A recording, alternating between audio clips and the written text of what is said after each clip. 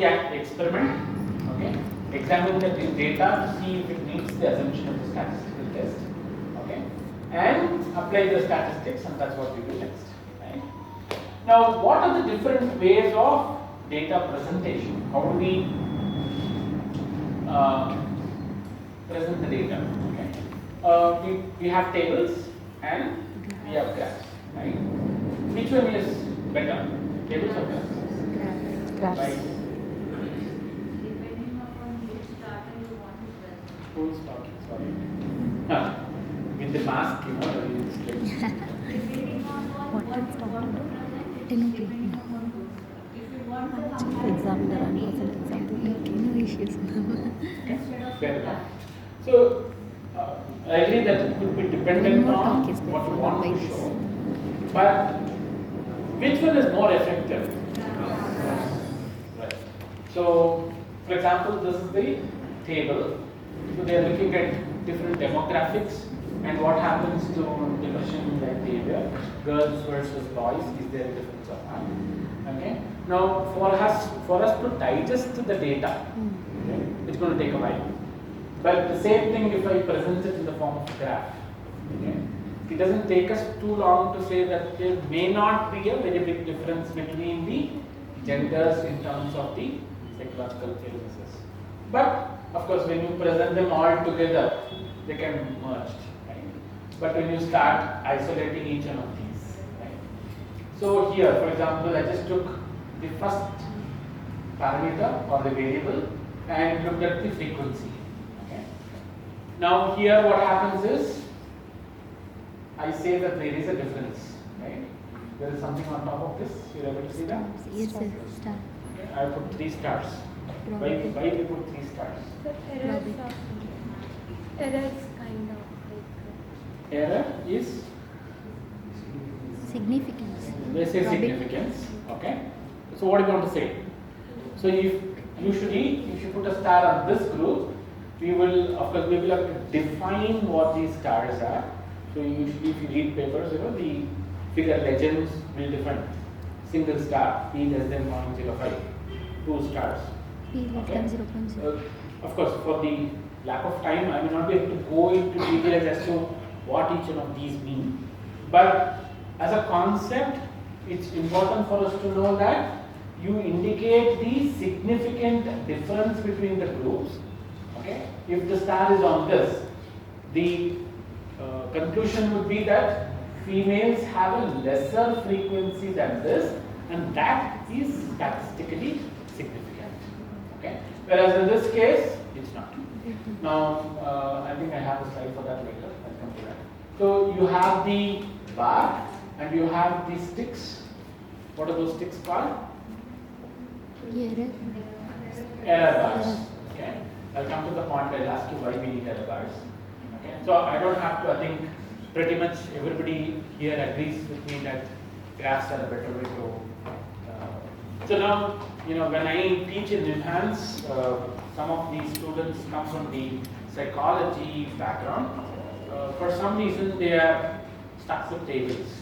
Okay, to convince them, I have to give them a lot more examples. Okay. Yeah, there are different kinds of graphs. If you look at graph.wisdom or any of those softwares, you will have. So again, this depends on the data that you want to show. Okay. So you can have a pie or a donut.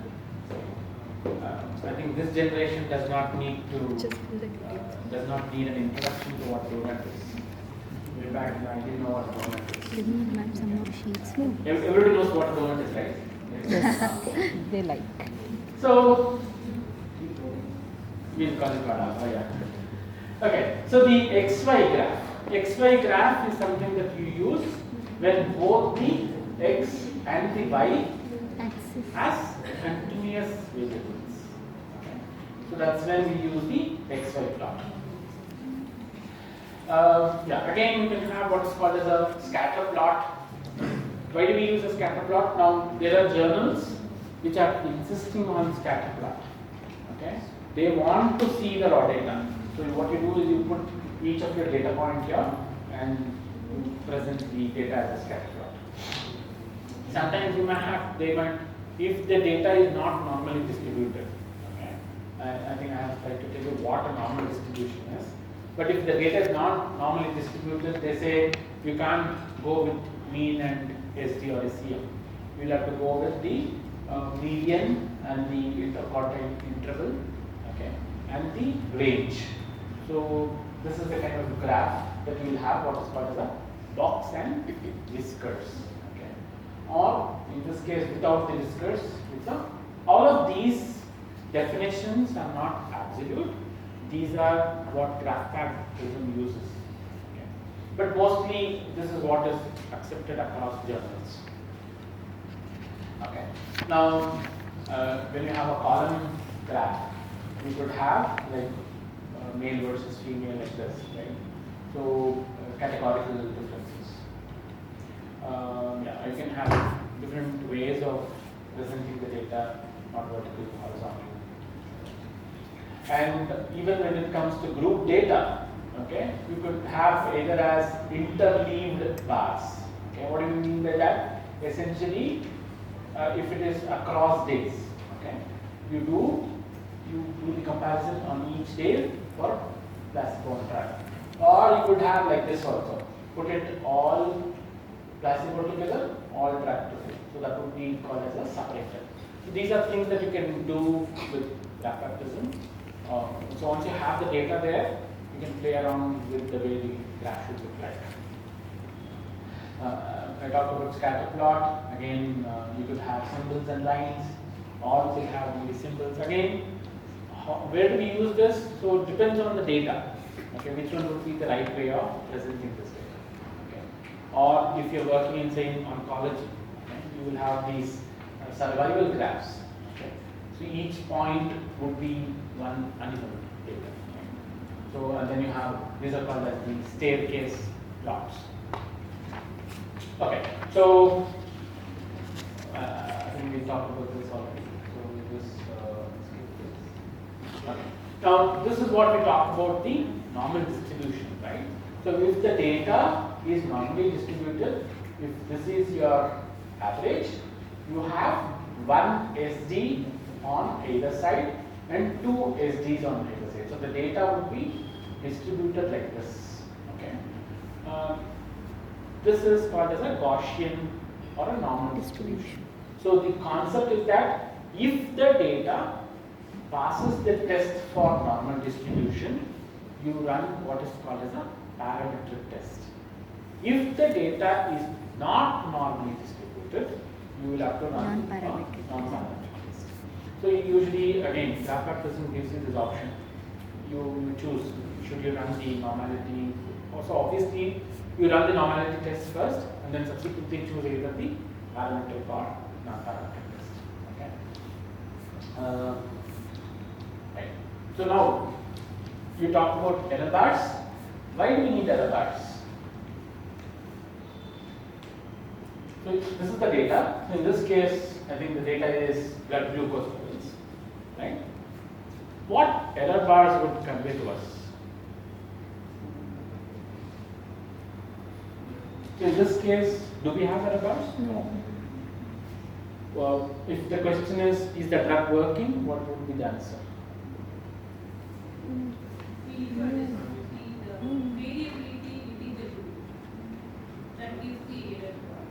Correct. No, my question is, if you look at this data, yeah, she says it already. So she says we need to look at variability across data, right?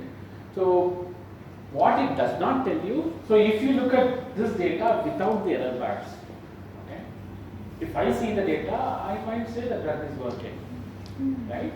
How many of you agree with me? But if you look at the raw data, this is how it is.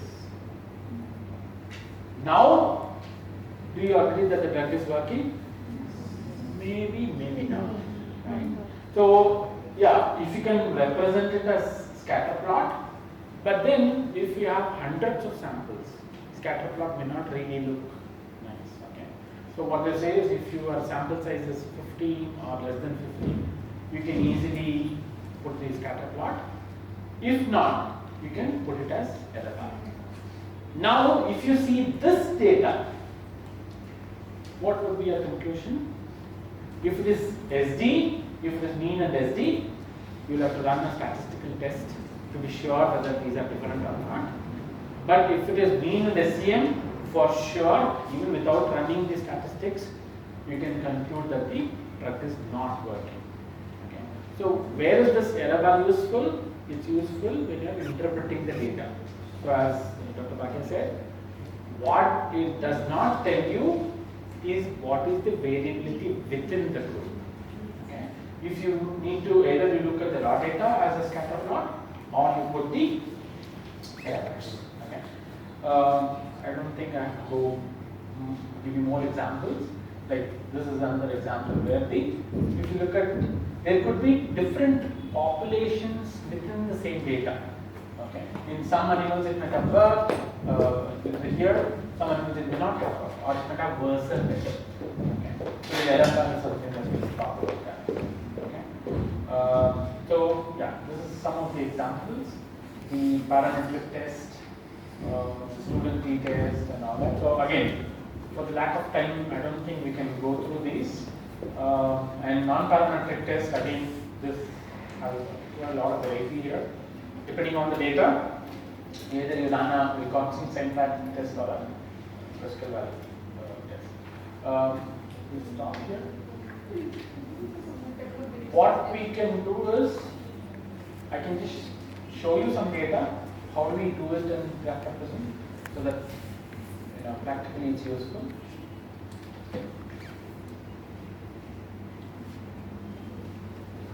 Right. Now, in this case, okay, so we have two groups, right? Drug and placebo.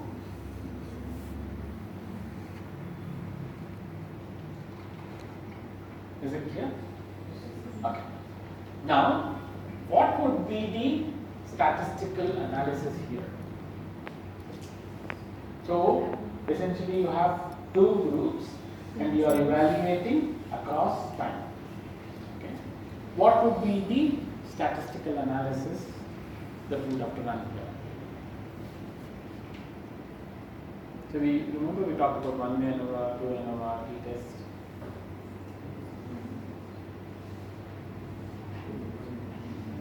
Maybe. Was I able to convey something? If the answer is yes, I need an answer. The last 1 hour or so. Don't worry, nobody's going to judge you if it's a wrong answer. Anybody, come on. What would be the statistical test for this data? So, of course, I have given you a star also. But to get this star, what is the analysis that I would have to do? T-test. She says t-test, yes. If I was comparing only these 2 points, okay, I can do a t-test. But it may not be appropriate because it is not the only evaluation that I am doing. Okay. So she says it's not t-test. Anybody else? 2-way ANOVA. Who said 2-way? Why? What would be the 2 factors? So essentially, whenever you think of ANOVA, think of factors. What are the factors? So in this case, what are the factors that could influence the blood glucose level? Time and placebo and Time and treatment. yeah, treatment. Okay. So in this case, you are not only subjecting them to 2 treatments, you are also evaluating them across time. Right? So you are evaluating whether 7 days of treatment itself is enough, or do we need 14 days of treatment. Okay. Now, there is one more concept that I didn't talk about. Okay. The subjects here, are they the same subjects or different subjects? They're not unpaired. Correct. Somebody said they are Paired opposed or there. unpaired. Paired or unpaired, right? When do you do a paired t-test and when do you do an unpaired t-test? So in this case, it is the same subjects. We are giving them 7 days of treatment or 2 weeks of treatment, okay, and then evaluating what is happening to the blood glucose levels, right? So in this case, it's a paired data, okay? Or you can also call it as repeated measures. So what we are trying to do is we are measuring the variables in the same subject over and over, right? And hence, the ideal test for this. What are the two factors? One is time. The other one is whether they are subjected to, whether placebo or drug. Okay. And we are doing repeated measures, and hence we do what is called as a repeated measures two-way ANOVA. Okay. If you do a t-test, we would not be taking into consideration the fact that they are evaluated across time. Okay. The second thing is, when we get this start, we have to do something else. What's that? Post-hoc test. Right? So we do a repeated measures two-way ANOVA followed by post-hoc test. Now, so how do you put the data? You put it this way. Okay. So in this case, we had 3 subjects, okay, in placebo or drug, okay, and we had 3 time points, 0, 7, 14. You get the data, you put it there, okay. So now in Graph or any other software, okay, it is important to know how to put the data into the table, okay, because that is fundamental to the way the statistics or the software will analyze the data. Say for example, if you are using SPSS and things like that, you have to define what each subject belongs to. Okay. Again, depending on one way, two way, there are different ways to put the data. Okay. So that's where it's important. So in this case, if you see, the table format can be XY. So suppose we need to choose is this visible in the back? Okay. So you see there is XY plot, you have a column plot, grouped, okay, contingency, survival. So there's different ways the table can be there. So in this case, we chose a XY format, okay, because there can be both X and Y factors. So there can be days or they can be either subject to placebo or drug. Okay.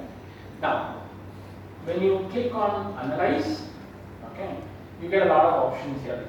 So that's where we need to know what we're looking at. So the two-way will show up in, so here if you see, column analysis will have only t-test and one-way ANOVA. Okay. Because we are, suppose if it is belonging to, let's say we have one more drug B here, right? And if we did not have the time point, we were doing only one measurement at 2 weeks. We don't have result. Okay. Then what would happen is placebo, drug A and drug B. Okay. You can do the factor is only one factor, whether they are subjected to what drug treatment. Okay. And hence you can run a one-way ANOVA. So in that case, what you do is click on analyze, and the data can be put in the format of, so as I said here, new data table. You can choose a column for that. So the data can be, it doesn't have to be put this way. So here each one is presented in a row, right? So in that case, what would happen is 1, 2, 3, you can have 3 columns. So you will have to choose column analysis here and choose. So if you have only 2 groups, obviously you will choose a t-test. Or if you have more than 2 groups, you will choose a one-way ANOVA. Right? Now we will go back to the previous one that we had. Now, in this case, we have to run a two-way ANOVA. So you click on analyze, you go to grouped analysis, you click on two-way. Now, of course, as I said, the recent versions have even three-way ANOVA, wherein you can have 3 factors which are influencing the data. Okay, let's say stick with two-way for now. You click on OK. Now, it is asking the RM design, repeated measures design. Okay. whether there was repeated measures, yes or no. So you will have to say, so in this case, each row represents a different time point. Because if you see here, 0 to 714 is nothing but it is the different time points of the evaluation. So we say each row represents, okay, and factor names. Okay. Now, what are the column factor here? Column factor is nothing but treatment. Okay. What is the row factor? Interaction time of the or the duration of treatment. Okay. And then you just click on OK. Now, if you see, you get the two-way ANOVA data here. Okay. So, whenever we are doing two-way ANOVA, again, this is something that I will talk about earlier. So, you have the first one, what is called as the interaction. Okay. So, whether there is an interaction between the treatment and the duration of treatment. Okay. If you get the star here, that means to say there is a significant interaction. So whenever we do two-way ANOVA, you get three things. The first one is interaction, which is time versus treatment, whether there was a significant interaction or not. And usually in two-way ANOVA, you consider the data only if the interaction is significant. If the interaction is not significant, usually you don't consider the. Okay. The second point would be whether time is having an effect, whether the duration of treatment had a significant effect. The answer is yes. Whether the treatment itself had an effect, and the answer is yes. Okay. But what it does not tell you, as I said, ANOVA will only tell you whether the groups are different from each other or not. It will not tell you which two groups are different from each other. What do we do for that? We do a post hoc test, right? So we'll have to go back there. We didn't choose a post hoc, right? So we'll have to choose a multiple comparison here. So we say compare the row means. Okay. So that means to say each day whether the drug versus placebo was different or not. Okay. Or sorry, that's actually the column effect. This is compare. So this is the one. Compare each cell mean with the other cell mean in that row. So whether each day, whether the group A is different from the group B. You say okay. So what we get is not only ANOVA, we get the multiple comparisons, right? So here what did we get? Row 2 and row 3. Okay. There is a significant difference between the placebo and drug. Okay. So now we go back to the data. So the 3 stars that I put here is wrong. So it should have been 2 stars, right? So you can, now this is also something that you can do it in graph practice.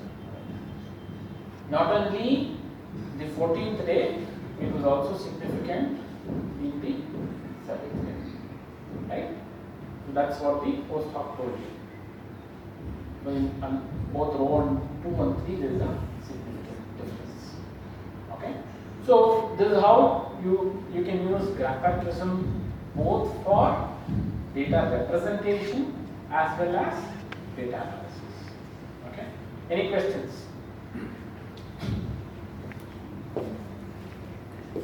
I know I didn't go into a lot of details, but I think you have a fair understanding about statistics in general. Any questions?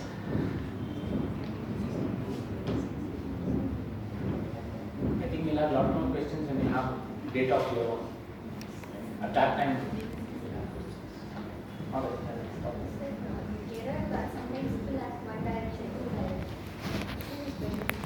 Ideally, 2 direction is better because there are technically some both.